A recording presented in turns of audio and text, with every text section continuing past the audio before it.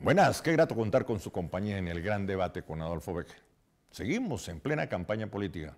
Hoy tenemos un candidato, a pesar de ser un hombre maduro, es una persona que quiere oxigenar la política con ideas nuevas, ideas frescas. Es el abogado uniandino Luis Manuel Rivas Parra. Bienvenido. Doctor Beck, agradeciéndole inmensamente su invitación a su programa, a su famoso programa. No, muy complacido con su presencia. La verdad que sí, doctor Beck. Es una gran oportunidad para mí y para el Partido Liberal tener este espacio para mis electores y mis amigos. ¿Quién es Luis Manuel Rivas Parra?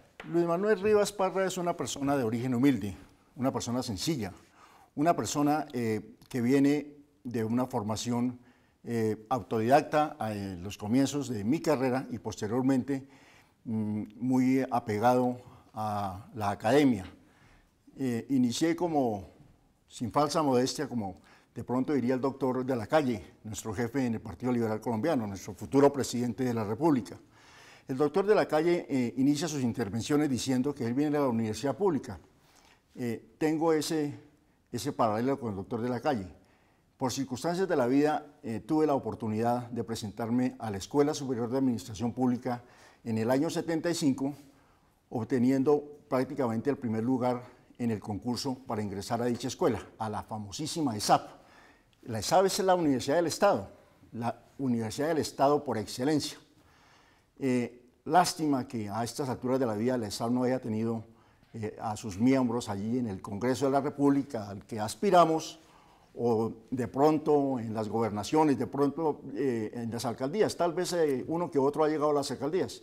Y por qué no decirlo, un esapista que llegase algún día a la presidencia de la República, como pasó en Francia y como nos da ejemplo la Escuela de Altos Estudios para el Desarrollo Doctor de Rivas, París. eso es parte de su historia, pero ¿usted nace en Bogotá? Claro que sí, doctor. Yo soy bogotano. Pero no solo en la ESAB. Estoy abogado uniandino. Perfecto. Inicio mi carrera en la ESAB, me gradúo en la Universidad Pública, hago mi especialización en finanzas públicas en la ESAB y por cosas de la vida resulta que los compañeros de curso se han iniciado en la Universidad Nacional, en la Facultad de Derecho. No tuve oportunidad por falta de tiempo. Y más adelante ingresé a la Universidad de los Andes con esa vena, con esas inquietudes por el derecho.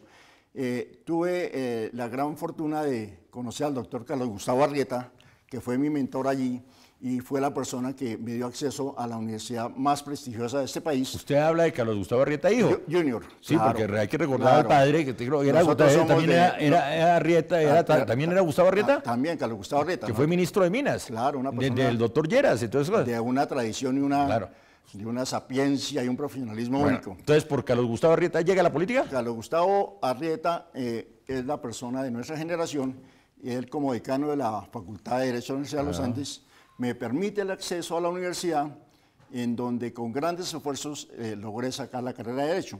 Como anécdota, por circunstancias de la vida y por de pronto falta de recursos como nos pasa a todos, tuve que suspender la carrera en varios periodos, pero también tuve la gratísima oportunidad de tener excelentísimos maestros, ¿sí? Como fue Eduardo Correa, como fue Ciro Angarita Barón, ¿sí? Y como fueron todos estos primeros magistrados de la Corte Constitucional, mis maestros. Esa es parte de la historia. De mi historia. ¿Cómo llega a la política? La política para mí, hay historias que de pronto, yo, como usted lo dice, yo soy un poco de una generación muy anterior a los actuales muchachos que están en estas lides. Esa vena inicia por allá por mis abuelos en el municipio de Funza, que son originarios de Funza, en donde por allá un abuelo, por allá en el año 1900 estuvo encargado de la alcaldía de Funza. Eso nos lo recordaban siempre y a partir de ahí me empecé a vincular en aquella época, pero la época del 70 y del 80 era supremamente difícil.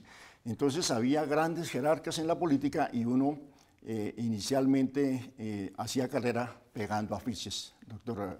Pues sí, así se inició una política. Así inicié yo y le respondo directamente. ¿A quién le pegó afiches en esa época? Le pegué de pronto a políticos que fueron muy eminentes después, al doctor Turbay, ya a nivel local, al doctor Ricardo Vaquero Nariño, políticos de la época, independientemente del futuro presidente que llegó a ser Ernesto Samper.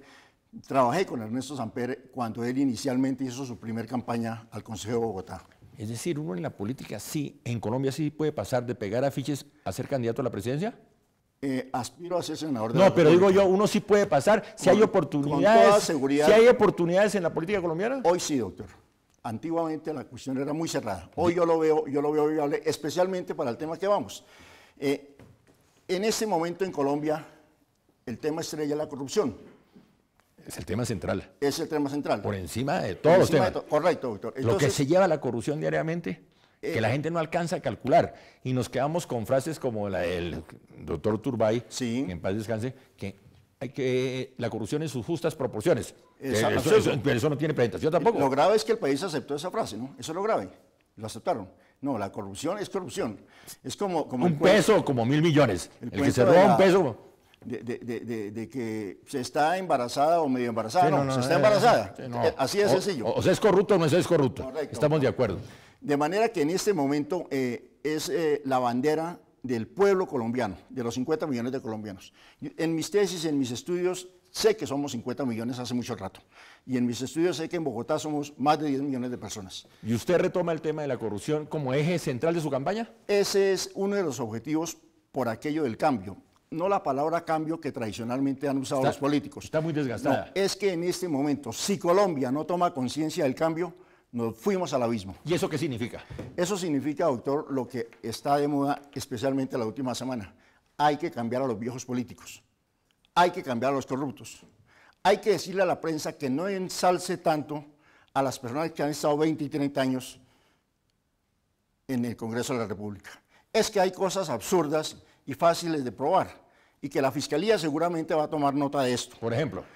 Doctor, si hay un candidato a la presidencia, uno acepta que de pronto se gasten mucho dinero porque hay aportes de todo el país. Pero si hay un candidato al Senado o a la Cámara que tenga 500 vallas en Colombia, es obvio que el pueblo se pregunte de dónde sacó la plata para esas 500 vallas. El pueblo se pregunta, pero las autoridades, los organismos de control, calladitos. Yo desde acá le pido a la Fiscalía hacer una sola pregunta. Aquel candidato que se haya gastado más de 500 millones de pesos, hasta 5.000, 10.000 millones, como se rumora, no es afirmación mía, como se rumora actualmente en los medios, la pregunta es obvia, señor candidato, ¿dónde sacó usted esa plata? Pero en la democracia colombiana, entre comillas, ¿no manda la plata? ¿No manda el dinero? No, doctor, no podemos meternos en ese... Pero eso no es lo que está... Desgraciadamente, eso es la forma como se ha educado a los muchachos. El único rey, el único Dios del mundo es el dinero y eso no puede ser. Eso no puede ser. Entonces, retomando el tema, ¿por qué estamos en la política? Porque ve uno, y quiero hacer mención a dos grandes opinadores en este país, al amigo Juan Lozano, uniandino entre otras cosas, que saca una columna maravillosa donde él dice, ojo con el Congreso, ojo con quienes van a elegir a ustedes al Congreso, ustedes pueblo colombiano. Y él dice, no podemos reelegir a los mismos, no podemos permitir que un señor vaya 4 años a robar, lo dice Juan, siga robando y como premio lo reelijan. Eso es absurdo. Eso no tiene presentación. Pero falta la sanción social, que es la más importante. Correcto, doctor. Y hablando de sanción social, el señor procurador, el doctor Fernando Carrillo, curiosamente el día de ayer, retoma el tema de Juan Lozano, donde Juan Lozano dice es que solamente van a ir a dormir, solamente van a cobrar el sueldo, solamente van de paseo y a cobrar su cheque. Pero eso se sabe. Correcto. No porque lo dice Juan Lozano. No porque lo dice el procurador, eso se sabe, pero...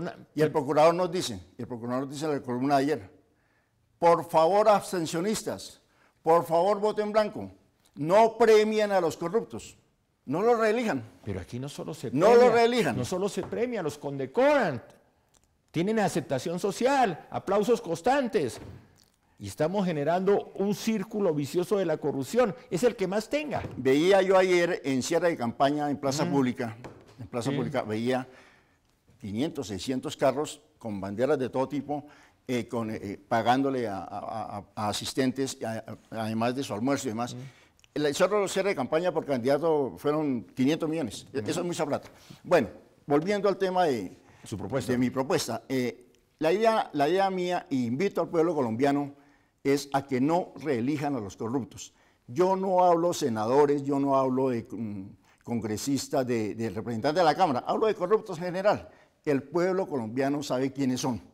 Sí, y el premio que les dan es reelegirlos. Absurdo eso, absurdo. Entonces, si Colombia es consciente de que debe cambiar, no porque se lo diga un político, sino porque sencillamente es el futuro suyo, el futuro del hijo, el futuro del nieto, debe reelegir debe elegir a las nuevas caras. Esta reelección, me confundo porque curiosamente esta mañana el periodista Arismendi decía que este domingo no era la elección, sino la reelección. Es una realidad. Vamos el domingo 11 a reelegir a los mismos. Eso es lo que hay que evitar. ¿Por qué? Si vamos a reelegir a los mismos, simplemente pues cerramos y nos vamos, como dijo un amigo, para otro país. Eso no puede ser. ¿Quién tiene la última palabra el domingo 11 de marzo? Los abstencionistas y el voto en blanco. Yo invito a estos dos grupos, que son la mayoría de colombianos, de los 23 millones de votos, por lo menos hay 10 millones de abstencionistas y una cantidad muy grande de voto en blanco. Esta gente debe tomar decisiones para votar. No es que se queden en sus casas viendo un partido o la novela o la película del Titanic. No, tienen que votar por gente que realmente aporte. Yo tengo acá copia de mi programa de campaña. Deme, sí, sintetizando que se nos acaba el tiempo. Esto se llama la desconcentración de la riqueza. El único candidato al Senado que radicó 25 proyectos de ley, 6 proyectos de acto legislativos ante notaría, cosa que no ha hecho ningún candidato. ¿Por qué no me sintetiza el programa? Fundamentalmente, lo mío, de pronto, como diría Álvaro Gómez, va a lo fundamental, a la niñez desamparada, a la mujer maltratada, a las víctimas, a la creación de ciertas empresas en los llanos orientales que están deshabitados completamente y faltos de quien les dé trabajo a esta mano de obra gigantesca. El principal problema de Colombia es el desempleo. El principal problema. Del desempleo aparece la desnutrición, aparece la delincuencia, ¿sí? Aparece toda la cuestión del problema de drogas. Si a Colombia le damos empleo, con un programa, entre otras cosas, del doctor Albert Berry, que ha sido candidatizado al premio Nobel, nosotros estamos en este equipo de Albert Berry con el programa Arranque Automático, para que así podamos darle empleo a la gente sin necesidad de más títulos, a trabajar en lo que conoce y en lo que sabe. Un programa estrella, la profesionalización del SENA. Nosotros con el SENA tenemos la mejor universidad del país. Hay que profesionalizarlos, hay que sacarlos adelante y que sea la mejor universidad de Colombia porque tiene un alcance nacional. Si la gente quiere analizar a fondo el programa, ¿usted tiene una página web? Les cuento, a propósito del comentario acá del doctor Beck, absolutamente en todas las páginas de la red aparece nuestro programa, aparecen nuestras intervenciones sustentando los 25 proyectos y los actos legislativos. ¿Cómo encontrar en la red? Se teclea en Google y en Google Site, en YouTube, Luis Manuel Rivas Parra. Ahí aparece absolutamente toda la programación nuestra y nuestras intervenciones de pronto con mayor detalle que podemos dar el día de hoy. ¿Por qué votar por Luis Manuel Rivas Parra? Hay que votar por Luis Manuel Rivas Parra porque soy una de esas caras nuevas. De todas maneras, en todas las listas hay gente nueva. Hay que mirarle las hojas de vida, hay que mirarle sus antecedentes. Pero también en todas las hojas de vida, en todas las hojas de las campañas hay personas corruptas. Mirar quiénes son los nuevos. No podemos repetir las mismas caras de 20, 30 años porque se ha perdido la participación. La democracia es poder opinar, poder disponer de esa voluntad de voto. Ustedes no pueden por una valla en la calle votar por Pedro o Juan o Alberto porque les cayó bien la cara de la valla. No, señor, hay que votar es por programas, ¿sí? Un programa que se radicó en la Notaría Primera de Bogotá, en donde nos comprometemos a cumplir con estos proyectos. Hay que votar por personas que se comprometen y que no necesitamos ir a meter las manos como la está metiendo todo el mundo allá. Así de sencillo. Luis Manuel Rivas Parra, Partido Liberal, candidato al Senado. En el tarjetón con el número 85, doctor. Me repite 85 en el 85 en el tarjetón. tarjetón, Partido Liberal Colombiano, Luis Manuel Rivas Parra. Y así aparezco en las redes. Muchas gracias. A usted, muchas gracias por Doctor venir. Beck, muy gentil. Mucha suerte. Muy amable, doctor. Y a ustedes, muchas gracias por Gracias. su atención.